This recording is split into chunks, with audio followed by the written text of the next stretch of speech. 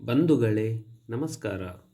ಮನೆ ವಾಸ್ತು ಮತ್ತು ಮನಸ್ಸಿನ ವಾಸ್ತು ಜೊತೆಗೆ ಆಧುನಿಕ ವಿನ್ಯಾಸಗಳಿಂದ ನಮ್ಮ ವಾಸದ ಮನೆಯೊಳಗೆ ಮತ್ತು ಹೊರಗಿನ ವಠಾರದ ವಿನ್ಯಾಸಗಳಿಂದ ಆಗುವ ನಿರಂತರ ಸಮಸ್ಯೆಗಳು ಮಾಹಿತಿಗೆ ನಿಮಗೆಲ್ಲರಿಗೂ ಆತ್ಮೀಯವಾದ ಸ್ವಾಗತ. ಪ್ರಕೃತಿಯಲ್ಲಿರುವ ಪಂಚಭೂತ ಅವಶ್ಯಕತೆಗಳಾದ ಆಕಾಶ, ಗಾಳಿ, ನೀರು, ಅಗ್ನಿ ಮತ್ತು ಭೂಮಿ ಇವುಗಳು ಇಲ್ಲದೆ ಯಾವ ಜೀವಿ ಮತ್ತು ಜೀವರಾಶಿಗಳು ಭೂಮಿಯ ಮೇಲೆ ಬದುಕಿ ಬಾಳಲು ಸಾಧ್ಯವೇ ಇಲ್ಲ.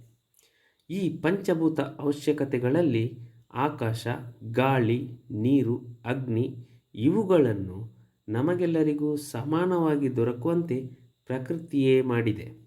ಆದರೆ ಭೂಮಿಯನ್ನು ಮಾತ್ರ ನಿಮ್ಮೆಲ್ಲರಿಗೂ ಬೇರೆ ಬೇರೆ ವಿನ್ಯಾಸಗಳಲ್ಲಿ ನಮಗೆ ಪ್ರಕೃತಿ ಕರುಣಿಸಿದೆ.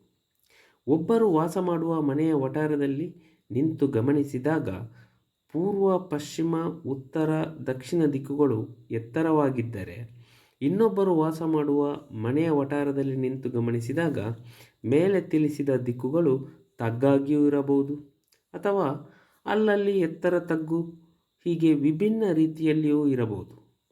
ಆದುದರಿಂದ ಪ್ರಕೃತಿಯೇ ಇಲ್ಲಿ ವಾಸ ಮಾಡುವ ಜೀವರಾಶಿಗಳಲ್ಲಿ ಸಮತೋಲನವನ್ನು ಕಾಪಾಡಲು ಭೂಮಿಯನ್ನು ಮಾತ್ರ ನಮಗೆಲ್ಲರಿಗೂ ಬೇರೆ ಬೇರೆ ವಿನ್ಯಾಸದಲ್ಲಿ ನೀಡಿರುತ್ತದೆ. ಇದೇ ಭೂಮಿಯನ್ನು ನಾವು ಅಗೆದು ಸಮತಟ್ಟುಗೊಳಿಸಿ ಪೂರ್ವ, ಉತ್ತರ ಮತ್ತು ಈಶಾನ್ಯ ದಿಕ್ಕುಗಳನ್ನು ಉಳಿದ ಎಲ್ಲ ದಿಕ್ಕುಗಳಿಗಿಂತ ಇಳಿಜಾರು ಅಥವಾ ತಗ್ಗಾಗಿರುವಂತೆ ವಾಸ್ತು ಪ್ರಕಾರವಾಗಿ ವಿನ್ಯಾಸಗೊಳಿಸಿಕೊಂಡು ಅಂತಹ ಸ್ಥಳದಲ್ಲಿ ವಾಸದ ಮನೆಯನ್ನು ಕಟ್ಟಿ ಅಲ್ಲಿ ವಾಸ ಮಾಡುವವರಿಗೆ ಪ್ರಕೃತಿಯೊಂದಿಗೆ ಹೊಂದಿಕೊಂಡು ನಿರ್ಭೀತಿಯಿಂದ ಆರೋಗ್ಯಯುತವಾಗಿ ಸುಖಮಯವಾದ ಜೀವನವನ್ನು ನಡೆಸಲು ಪ್ರಕೃತಿಯಲ್ಲಿರುವ ಪಂಚಭೂತ ನಿಯಮಗಳು ಸಹಕಾರಿಯಾಗುತ್ತಾ ಇರುತ್ತದೆ.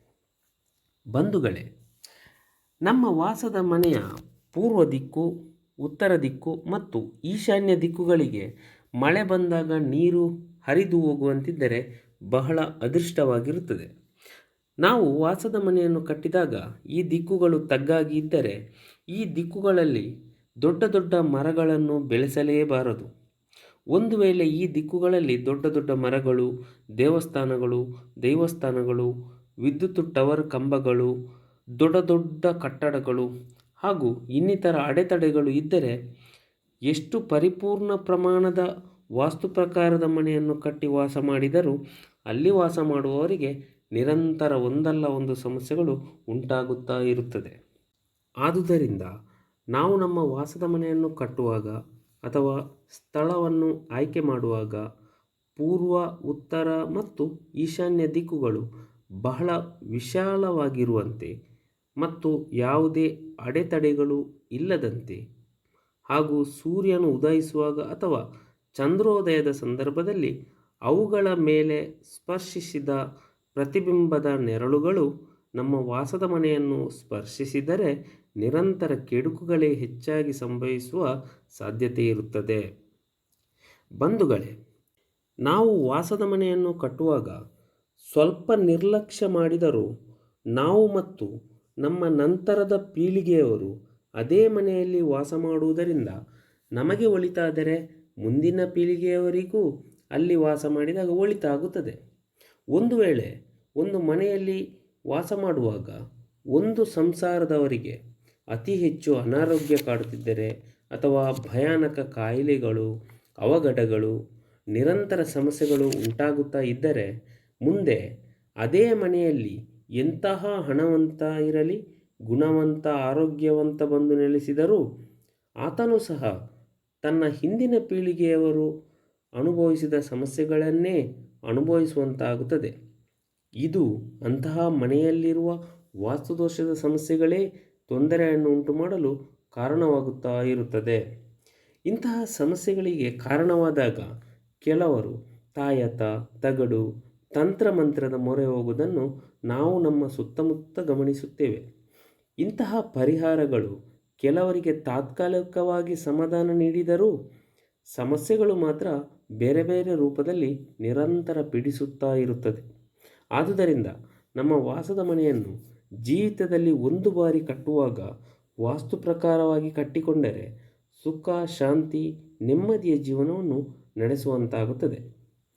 ಬಂಧುಗಳೇ, ನಮ್ಮ ವಾಸದ ಮನೆಯ ಹೊರಗಿನ ವಠಾರದಲ್ಲಿ ದಕ್ಷಿಣ ದಿಕ್ಕು ತಗ್ಗಾಗಿ ಇದ್ದರೆ ಮಳೆ ಬಂದಾಗ ಅಥವಾ ಮನೆಯಲ್ಲಿ ಉಪಯೋಗಿಸಿದ ನೀರು ಈ ದಿಕ್ಕಿಗೆ ಹರಿದು ಹೋಗುವಂತಿದ್ದರೆ ಅಥವಾ ಪೂರ್ವ ಆಗ್ನೇಯ ದಿಕ್ಕಿಗೆ ಹರಿದು ಹೋಗುವ ವ್ಯವಸ್ಥೆಯನ್ನು ನಾವು ಮಾಡಿಕೊಂಡಿದ್ದರೆ ಇದರ ವಾಸ್ತುದೋಷವು ಅಂತಹ ಮನೆಯಲ್ಲಿ ವಾಸ ಮಾಡುವ ಹೆಂಗಸರ ಆರೋಗ್ಯವನ್ನು ಕೆಡಿಸುತ್ತಾ ಇರುತ್ತದೆ.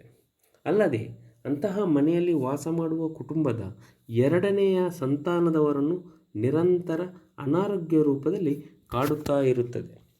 ನಮ್ಮ ವಾಸದ ಮನೆಯ ಪಶ್ಚಿಮ ದಿಕ್ಕು, ನೈಋತ್ಯ ದಿಕ್ಕು ತಗ್ಗಾಗಿ ಇದ್ದರೆ ಅಲ್ಲಿ ವಾಸ ಮಾಡುವ ಕುಟುಂಬದ ಗಂಡಸರು ಮತ್ತು ಗಂಡು ಮಕ್ಕಳಿಗೆ ನಿರಂತರ ಅನಾರೋಗ್ಯ ಮತ್ತು ಖರ್ಚು ವೆಚ್ಚಗಳನ್ನು ಉಂಟು ಮಾಡುವಂತೆ ಮಾಡುತ್ತಾ ಇರುತ್ತದೆ.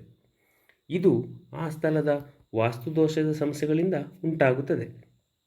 ನಮ್ಮ ವಾಸದ ಮನೆ ಪೂರ್ವ ದಿಕ್ಕು, ಈಶಾನ್ಯ ದಿಕ್ಕು ಎತ್ತರವಾಗಿ ಇದ್ದರೆ ಅಲ್ಲಿ ವಾಸ ಮಾಡುವ ಕುಟುಂಬದ ಗಂಡಸರ ಏಳಿಗೆ ಕುಂಠಿತವಾಗುತ್ತದೆ. ಅಲ್ಲಿ ವಾಸ ಮಾಡುವ ಕುಟುಂಬದಲ್ಲಿ ಗಂಡು ಸಂತತಿಯ ನಾಶ ಅಥವಾ ಅಂಗವೈಕಲ್ಯ ಉಂಟಾಗುವ ಸಂದರ್ಭಗಳು ಕೆಲವು ಕಡೆ ಹೆಚ್ಚಾಗಿ ಕಂಡುಬರುತ್ತದೆ. ಇದು ವೈಜ್ಞಾನಿಕವಾಗಿ ಬೆಳಕಿನ ಸೂರ್ಯೋದಯದ ಸೂರ್ಯನ ಕಿರಣಗಳು ನಮ್ಮ ಮನೆಯನ್ನು ಸ್ಪರ್ಶಿಸದೆ ಎತ್ತರವಾದ ಅಡೆತಡೆಗಳು ಅವುಗಳಿಗೆ ಉಂಟಾದರೆ ಈ ಸಮಸ್ಯೆಗಳಿಗೆ ಕಾರಣವಾಗುತ್ತದೆ.